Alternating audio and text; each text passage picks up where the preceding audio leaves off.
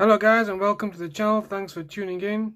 So today I'm going to be doing a review of the ANBERNIC RG351P. So before I do actually get into the actual review itself, let's do a little rundown of the specifications of the device. So we have a 3.5-inch IPS display here, and the resolution of the display is 320 by 480. We have a quad-core 1.5 GHz CPU.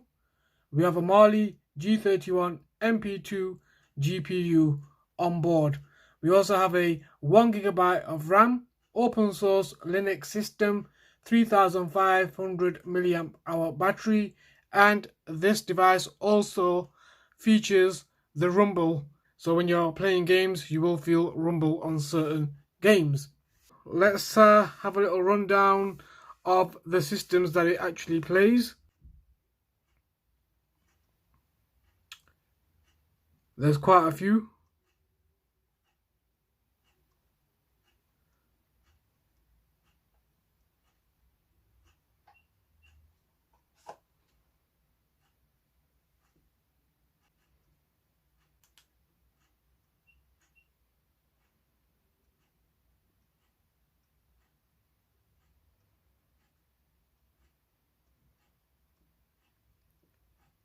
So now that we've been through all of the systems, I will show you some gameplay.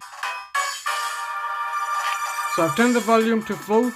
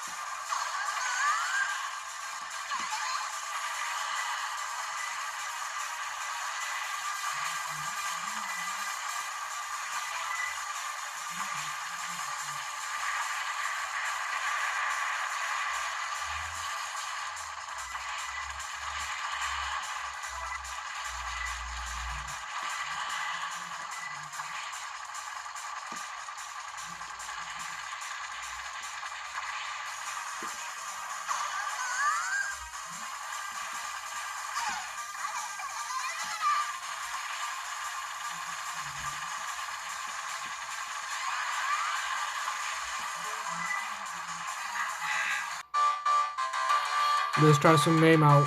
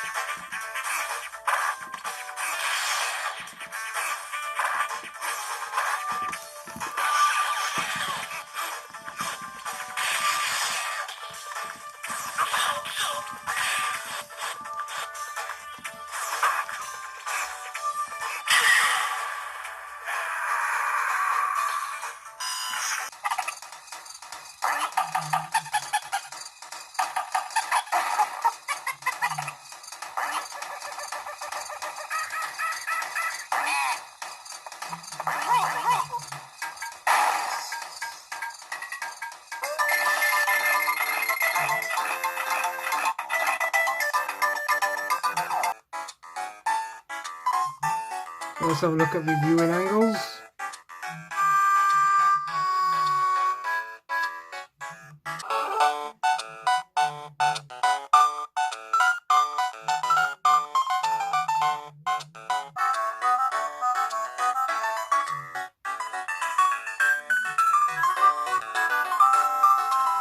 We've got a bit of sound testing.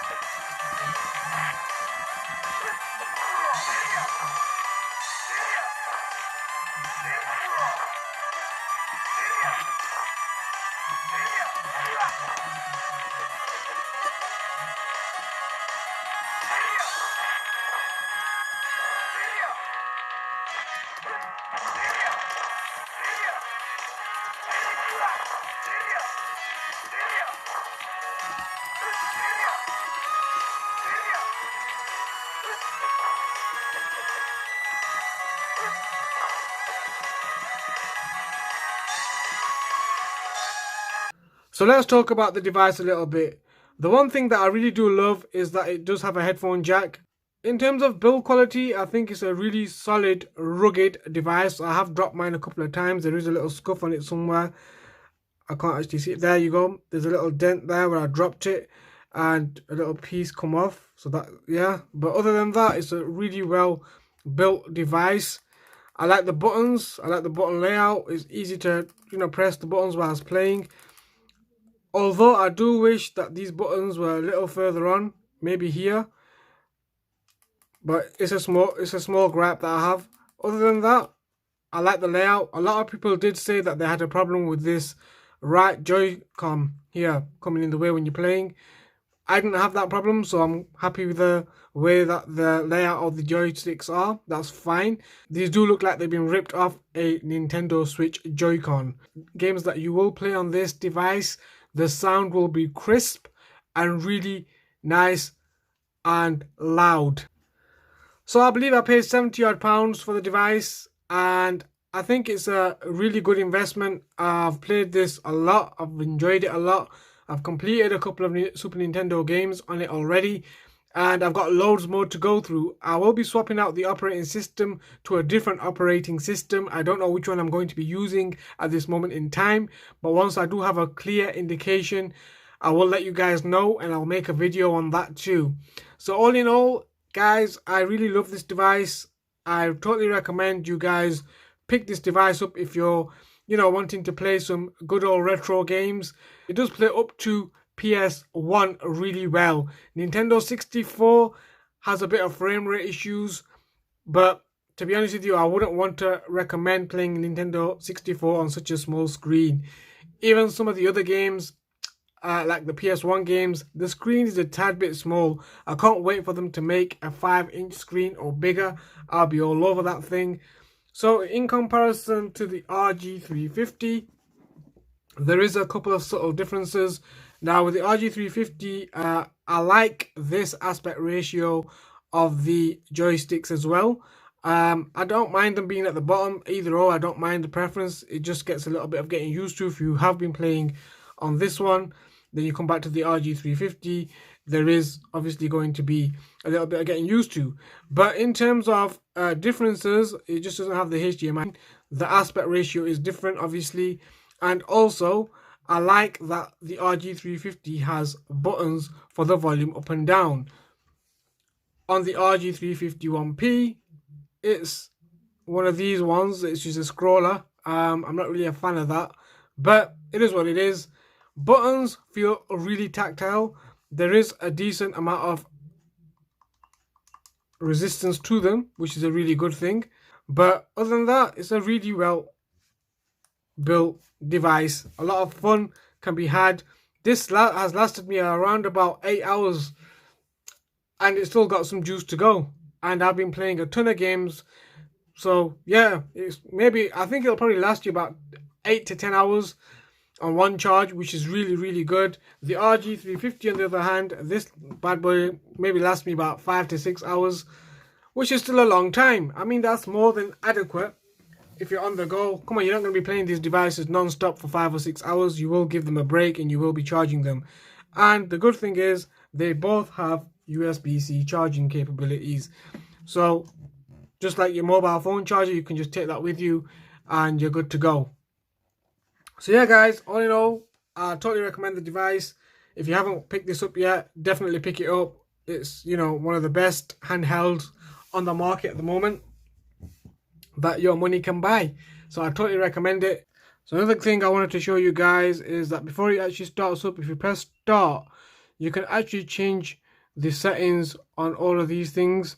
So for example, sound settings, you've got emulation settings, you've even got game settings, controller settings, everything. So you can even change out the aspect ratio for some of the games, which I had to do whilst actually recording for this review.